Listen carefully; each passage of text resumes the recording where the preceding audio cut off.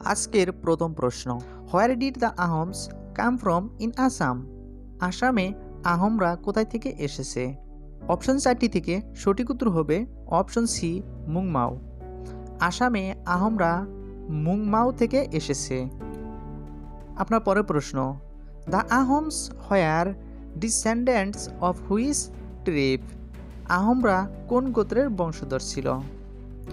Option 4টি থেকে আপনার সঠিক উত্তর হবে অপশন ডি টাই। আহমরা টাই গোত্রের বংশধর ছিল।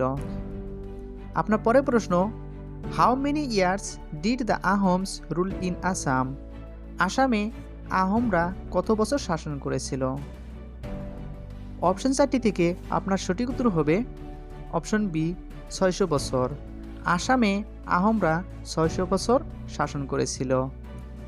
আপনার পরের প্রশ্ন, how many kings were the during the 600 years rule of the Ahoms? আহমদের 600 বছরের শাসনে কতজন রাজা ছিলেন?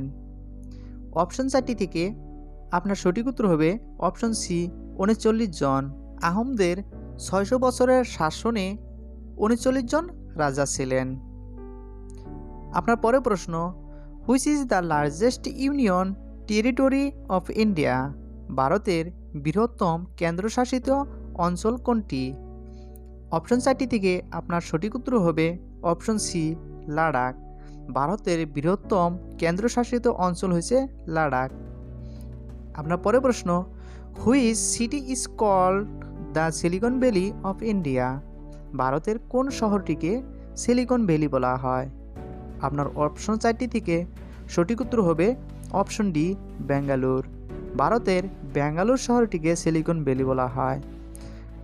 আপনার পরের প্রশ্ন, West Bengal share it's borders with how many countries? Paschimbanga কতটি দেশের সাথে সীমানা ভাগ করে? আপনার অপশন 4টি থেকে সঠিক উত্তর হবে 3টি। আপনার পরের প্রশ্ন, what does the word Swargadeo means? Swargadeo শব্দের অর্থ কী? আপনার অপশন 4টি থেকে সঠিক উত্তর হবে অপশন ডি স্বর্গের দেবতা।